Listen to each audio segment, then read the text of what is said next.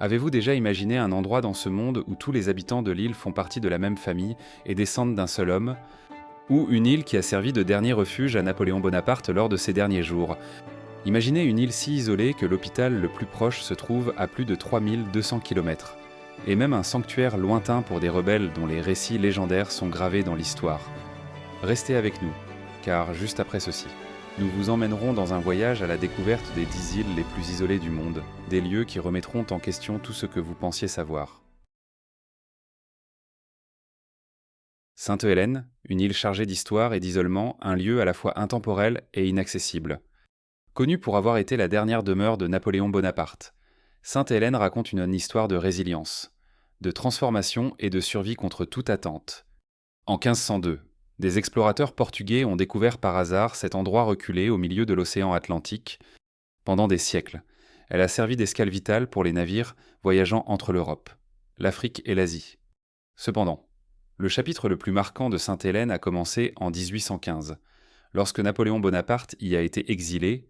Les derniers jours de l'empereur ont transformé l'île en un symbole mondial d'endurance. Aujourd'hui, les visiteurs peuvent se recueillir sur la tombe de Napoléon ou explorer les paysages aux allures de forteresses qui portaient autrefois le poids des empires. Historiquement, Sainte-Hélène n'était accessible que par la mer. Le RMS Sainte Helena, un navire reliant l'île au Cap en Afrique du Sud, était le lien vital de ses habitants avec le monde extérieur. En 2017, cependant, tout a changé avec l'ouverture d'un aéroport. Bien que l'on puisse s'attendre à ce que cette évolution simplifie l'accès, les vols restent peu fréquents, coûteux et fortement dépendants des conditions météorologiques. Ce défi fait partie du charme de l'île.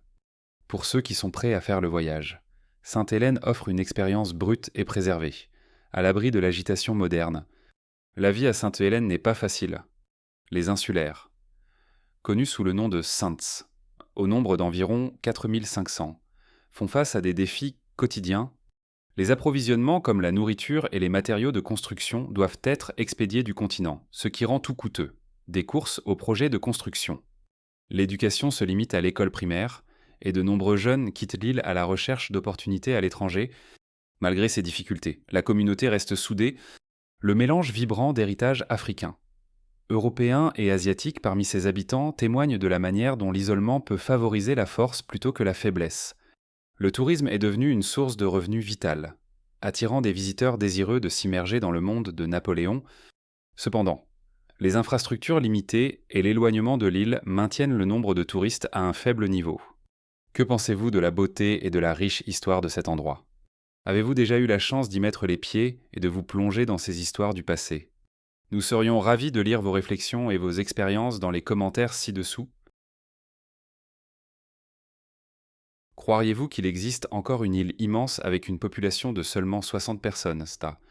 Au milieu de la vaste étendue de l'océan Pacifique, à des milliers de kilomètres du continent le plus proche, se trouve l'île Pitcairn, un lieu qui est devenu un refuge après une rébellion légendaire. L'histoire commence en 1789 avec la tristement célèbre mutinerie à bord du HMS Bounty. Le capitaine William Bligh fut renversé par un groupe de marins mené par Fletcher Christian pour échapper à la justice britannique. Les mutins cherchèrent refuge dans l'un des endroits les plus reculés qu'ils purent trouver, l'île Pitcairn. Accompagnés de Polynésiens de Tahiti, ils formèrent une nouvelle communauté. Mélangeant les cultures et construisant une vie très éloignée du reste du monde, la culture de Pitcairn est unique au monde. Les insulaires parlent le pitcairnais, une langue lyrique qui combine l'anglais du XVIIIe siècle avec des influences polynésiennes. La créativité de la communauté transparaît dans son artisanat traditionnel. Les insulaires sculptent des objets en bois complexes et tressent des paniers détaillés en utilisant des techniques transmises de génération en génération. Ces objets sont plus que des souvenirs, ils sont un moyen de préserver l'histoire, la culture et l'identité. En vous promenant dans le village, vous verrez des mains façonner soigneusement le bois en sculpture, chaque pièce étant un hommage à l'ingéniosité et à la résilience de leurs ancêtres. Mais la vie à Pitcairn n'est pas sans défi. L'île n'a pas d'aéroport, et les bateaux, seule connexion avec le monde extérieur, peuvent mettre des jours à arriver, en fonction de la météo et des conditions maritimes. Cet éloignement favorise un profond sentiment de communauté, mais crée également des obstacles importants. Les jeunes quittent souvent l'île pour leurs études ou de meilleures opportunités. Et beaucoup ne reviennent pas avec seulement 60 résidents. L'avenir de Pitcairn ne tient qu'à un fil. Sans suffisamment de jeunes générations pour la soutenir, la communauté risque de décliner. Les fournitures essentielles doivent être commandées des mois à l'avance. Et même les soins de santé de base nécessitent de se rendre en Nouvelle-Zélande ou à Tahiti. L'isolement de l'île est à la fois sa plus grande beauté et son plus grand défi. Prenez l'histoire de Jackie Christian, une descendante de Fletcher Christian, qui a travaillé sans relâche pour promouvoir le patrimoine culturel de l'île. Elle se souvient avoir appris le tressage de paniers traditionnels dans son enfance, assise à côté de sa grand-mère, qui lui racontait des histoires de la mutinerie pendant que ses mains travaillaient avec précision. Jackie dit que ces artisanats sont plus que des traditions. Ce sont des bouées de sauvetage, des moyens de garder l'histoire de Pitcairn vivante dans un monde qui l'oublie rapidement. Quittons cette île isolée d'environ 60 habitants. Rejoignez-nous alors que nous poursuivons notre voyage pour explorer une autre île isolée incroyablement unique. Un lieu où chaque résident fait partie de la même famille et est un descendant direct d'un seul homme. Mais d'abord, prenez 10 secondes pour vous abonner à notre chaîne et activer les notifications afin de ne jamais manquer nos nouvelles mises à jour passionnantes. L'île Palmerston ne ressemble à aucun autre endroit au monde. Avec une population de seulement 62 personnes. Ce n'est pas seulement une communauté isolée, mais aussi une seule et même famille Pekok.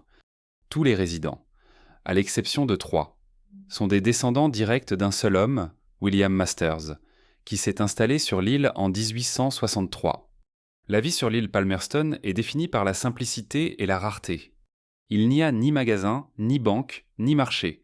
Les résidents comptent donc sur leur ingéniosité pour subvenir à leurs besoins quotidiens. La pêche est leur bouée de sauvetage, non seulement pour leur subsistance, mais aussi comme source de revenus. L'eau de pluie, soigneusement collectée et stockée, constitue l'unique source d'eau douce de l'île. L'électricité, produite par des générateurs diesel, est un luxe disponible seulement 6 heures par jour. Les soins de santé sont un autre défi. Les résidents doivent endurer un voyage long et incertain jusqu'à Rarotonga, le centre le plus proche des îles Cook. À plus de 485 km, ce voyage peut prendre plusieurs jours selon les conditions maritimes, un rappel brutal de l'isolement de Palmerston. Malgré ces difficultés, la vie ici suit un rythme qui témoigne de la résilience. Les femmes jouent un rôle essentiel dans le maintien de cet équilibre, de l'éducation des familles ici, à la gestion précise des ressources. Leurs efforts assurent la continuité de la vie sur Palmerston, tissant une toile de survie et de connexion. L'île Palmerston n'est pas seulement un foyer, c'est un témoignage du pouvoir durable de la famille. Fondée par William Masters, qui a eu 23 enfants avec ses épouses compolynésiennes, la communauté de l'île prospère grâce à son histoire commune et à son unité. Ce lien s'étend à la relation des insulaires avec le monde naturel. Les récifs coralliens entourant Palmerston ne sont pas seulement d'une beauté époustouflante, ils sont aussi vitaux. Les insulaires dépendent de l'océan pour leur subsistance et ont développé un profond respect pour ces rythmes. Que pensez-vous des relations étroites entre les habitants de cette île ? Aimeriez-vous la visiter et découvrir par vous-même sa beauté immaculée ? Nous serions ravis que vous partagiez vos pensées et vos désirs avec nous dans la section des commentaires ci-dessous. Tristan da Cunha est la définition même de l'isolement. Avec seulement 250 habitants, cette île reculée se trouve au milieu de l'océan Atlantique, à plus de 2700 km de l'Afrique du Sud et à plus de 3200 km de l'Amérique du Sud. Mais qu'est-ce qui pousse les gens à vivre dans un tel isolement ?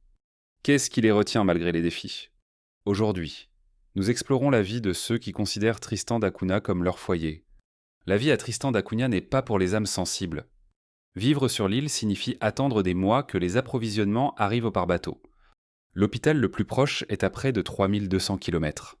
Et même les soins médicaux de base demandent un effort extraordinaire. Des hivers rigoureux et des tempêtes fréquentes frappent le littoral, avec des vents si violents que même sortir peut sembler une épreuve. Pourtant, au cœur de ces défis se cache une beauté brute difficile à décrire avec des mots. Le monde naturel de Tristan est un paradis pour les amateurs d'oiseaux et les amoureux de la mer. Ses eaux sont un sanctuaire pour des espèces menacées ailleurs, tandis que ses falaises escarpées et ses collines verdoyantes offrent un refuge à d'innombrables oiseaux marins. Mais il y a un rappel constant de la vulnérabilité de ce paradis, son volcan. En 1961, une éruption a forcé toute la population à évacuer vers l'Angleterre, bien qu'ils soient finalement revenus. Le volcan reste une force silencieuse mais omniprésente qui façonne leur vie. L'histoire de Tristan d'Acunha est une histoire de transformation et de résilience colonisée au début du XIXe siècle par des pêcheurs, des survivants de naufrages et des explorateurs. Cette petite communauté porte encore les noms de ses premiers colons: Glass, Green, Swan. Ces familles ont transformé l'isolement en force, créant une communauté soudée qui perdure contre toute attente. Les femmes jouent un rôle particulièrement vital à Tristan. De l'enseignement aux enfants, dans l'école de l'île, au tissage du tissu social. Elles sont l'épine dorsale de la vie ici. Leur résilience, leur créativité et leur ingéniosité garantissent que les traditions et les compétences sont transmises. Même face aux défis modernes, Mary Glass, une résidente de longue date de Tristan d'Acunha, parle avec autant de respect de la beauté de l'île que de ses difficultés. « La vie est dure, dit Mary, ses mains occupées à réparer un filet de pêche, mais c'est notre vie. Quand les tempêtes font rage, nous nous unissons. Quand le soleil brille, nous célébrons tout ce que nous faisons.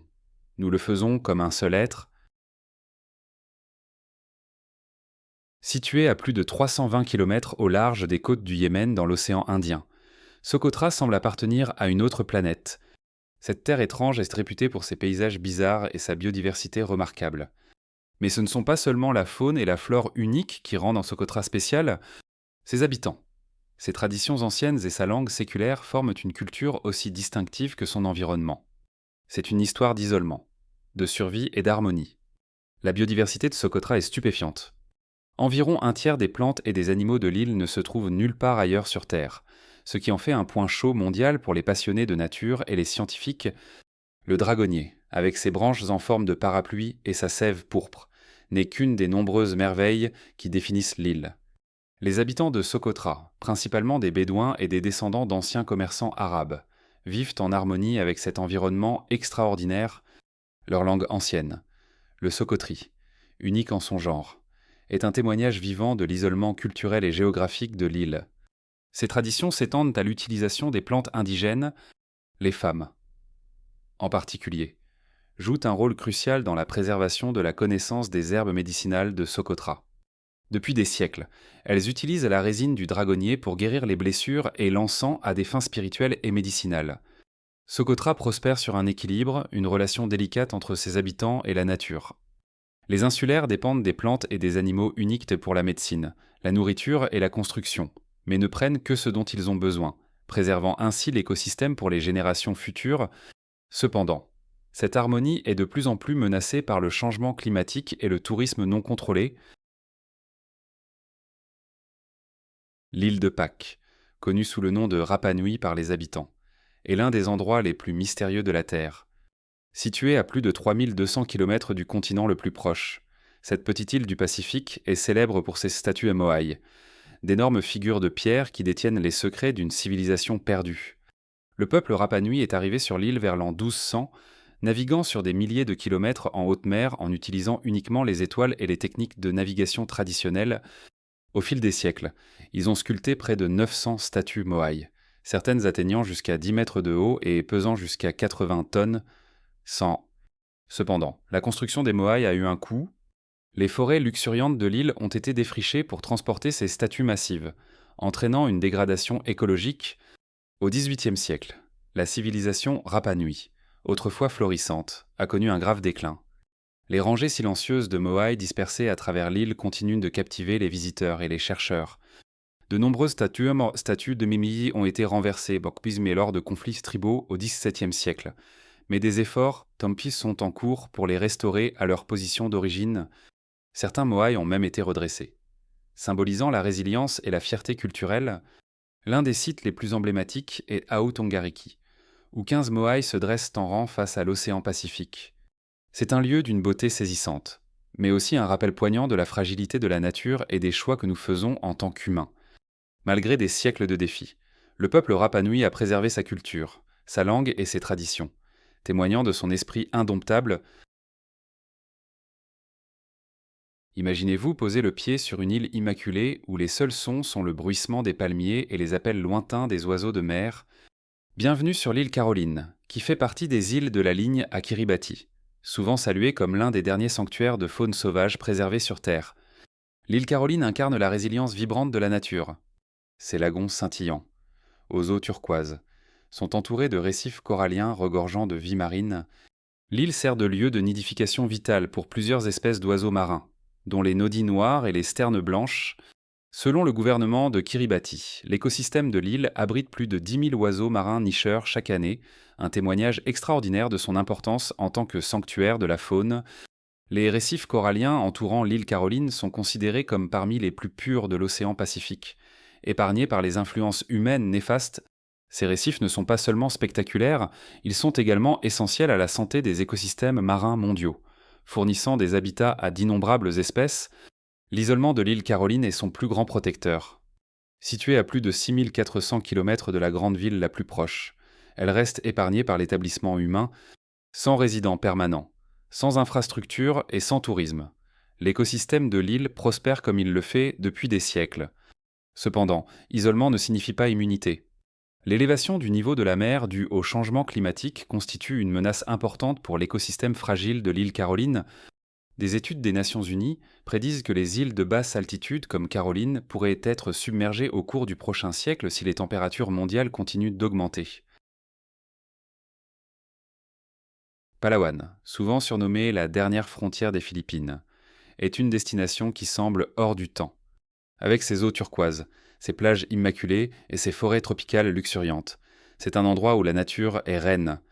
Il n'est pas surprenant que Palawan soit fréquemment classée parmi les plus belles îles du monde. Mais Palawan n'est pas seulement un paradis pour les amoureux de la nature. Elle offre également un aperçu d'un mode de vie plus simple et plus harmonieux. Palawan possède certaines des plus belles plages du monde. Les régions d'El Nido et de Coron sont célèbres pour leurs eaux cristallines, leurs lagons cachés et leurs sables blancs et fins. Ces lieux idylliques attirent des visiteurs des quatre coins du globe. Au-delà de leur beauté, ces plages sont des écosystèmes vitaux. Les récifs coralliens entourant Palawan comptent parmi les plus riches en biodiversité au monde, abritant plus de 600 espèces de poissons et soutenant les moyens de subsistance des communautés locales grâce à la pêche durable et à l'écotourisme, selon le département du tourisme des Philippines. Les plages de Palawan ne sont pas seulement des destinations touristiques de premier plan, mais jouent également un rôle central dans les programmes de conservation marine visant à protéger ces écosystèmes fragiles. Palawan est un havre pour la préservation de la faune. Avec des forêts tropicales regorgeant d'espèces rares et endémiques, le parc national de la rivière souterraine de Puerto Princesa, un site du patrimoine mondial de l'UNESCO, est une destination incontournable. La rivière souterraine serpente à travers un système de grottes calcaires, offrant aux visiteurs un aperçu de la beauté intacte de la nature. L'île abrite le rare éperonnier de Palawan, le pangolin des Philippines et le dugong, également connu sous le nom de vache de mer, ce qui en fait un paradis pour les passionnés de faune. Pour les femmes de Palawan, la nature n'est pas seulement un décor, mais un mode de vie. De nombreuses femmes dirigent des initiatives d'écotourisme, guidant les visiteurs à travers les mangroves ou leur enseignant les plantes locales et leurs utilisations traditionnelles. Palawan offre une qualité de vie abordable, ce qui en fait une destination attrayante non seulement pour les touristes, mais aussi pour les retraités et les expatriés, avec un style de vie décontracté, des fruits de mer frais et des communautés amicales. C'est un endroit où les gens peuvent échapper à l'agitation de la vie moderne. Un rapport de Numbeo, une base de données sur le coût de la vie, souligne que le coût de la vie à Palawan est nettement inférieur à celui des grandes villes, ce qui en fait un choix de premier ordre pour ceux qui recherchent une vie paisible mais épanouissante. L'île Lord Howe, un joyau en forme de croissant dans la mer de Tasman, est un lieu d'une beauté naturelle extraordinaire. Abritant le récif corallien le plus méridional du monde, elle offre un environnement immaculé qui semble presque intact par le temps. Mais sa magie ne réside pas seulement dans ses paysages, elle réside dans la manière dont ses habitants protègent et vivent en harmonie avec cet écosystème unique. Le récif corallien entourant l'île Lord Howe est le plus au sud de son genre, s'étendant sur 6 km d'eau cristalline, selon l'autorité du parc marin de la Grande Barrière de Corail. Ce récif abrite une incroyable diversité de vie, comprenant plus de 500 espèces de poissons et 90 espèces de coraux. Mais ce récif n'est pas seulement beau, il est vital. Il agit comme une barrière naturelle contre les tempêtes, soutient l'économie de pêche de l'île et sert de nurserie pour la vie marine qui alimente des écosystèmes bien au-delà de ses côtes. L'île Lord Howe a maîtrisé l'art d'équilibrer tourisme et conservation, avec une limite stricte de 400 visiteurs à la fois. l'île s'assure que sa beauté naturelle n'est pas submergée par l'activité humaine. Ce modèle a été salué dans le monde entier comme un exemple de tourisme durable. Ces efforts ont contribué à la désignation de l'île Lord Howe comme site du patrimoine mondial de l'UNESCO. La reconnaissant comme une zone d'une importance écologique exceptionnelle, la vie sur l'île Lord Howe tourne autour d'un profond respect pour la nature. L'électricité provient de sources renouvelables, les déchets sont gérés avec soin, et tous les efforts sont faits pour minimiser l'impact humain. La communauté de l'île est petite mais forte, unie par son engagement commun à préserver ce paradis. Nichée dans l'océan Atlantique Nord, entre Madère et les îles Canaries, se trouvent les îles Sauvages, ou Illas Selvagens. Ces minuscules îles inhabitées comptent parmi les territoires les plus reculés d'Europe. Protégées en tant que réserve naturelle depuis 1971 pour les ornithologues et les passionnés de nature. Les îles Sauvages offrent un isolement immaculé et une chance inégalée d'observer la faune dans sa forme la plus pure. Les îles Sauvages sont un havre de biodiversité déclaré, réserve naturelle intégrale par le gouvernement portugais. Leur objectif principal, c'est de protéger les oiseaux marins menacés et les écosystèmes délicats. Les îles abritent plus de 2000 couples reproducteurs de puffins cendrés. L'une des plus grandes colonies au monde, selon l'Institut pour la conservation de la nature et des forêts ICNF du Portugal. Ces îles sont une étape cruciale pour les oiseaux migrateurs et un lieu de reproduction pour plusieurs espèces menacées. L'absence d'habitation humaine a permis à des plantes rares de prospérer, créant un écosystème délicat rarement vu ailleurs. L'isolement a été le plus grand atout des îles Sauvages, les protégeant de l'exploitation qui a touché tant d'autres habitats naturels. L'accès aux îles est strictement limité, seuls les chercheurs, les conservateurs et un petit nombre d'écotouristes étant autorisés chaque année. Cela aide à protéger les écosystèmes fragiles des perturbations humaines. Cependant, leur isolement les rend également vulnérables aux menaces extérieures, l'élévation du niveau de la mer, les espèces envahissantes et la pêche illégale posent des défis importants à la santé à long terme de cet environnement unique. Les îles Sauvages ne sont pas seulement pour le Portugal, elles sont un trésor mondial. Soutenir les efforts de conservation ici profite à des écosystèmes bien au-delà de leurs côtes. En plaidant pour des réglementations internationales plus strictes sur la pêche illégale et en soutenant les programmes d'écotourisme, nous pouvons aider à garantir que les îles restent un sanctuaire pour les générations à venir. Si vous avez apprécié la vidéo d'aujourd'hui, n'hésitez pas à cliquer sur le bouton « J'aime » et n'oubliez pas de vous abonner à la chaîne. Votre soutien compte beaucoup pour nous.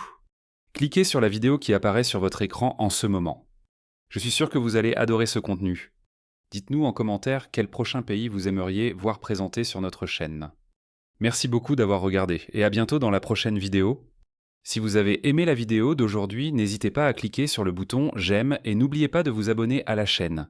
Merci beaucoup d'avoir regardé et à bientôt dans la prochaine vidéo.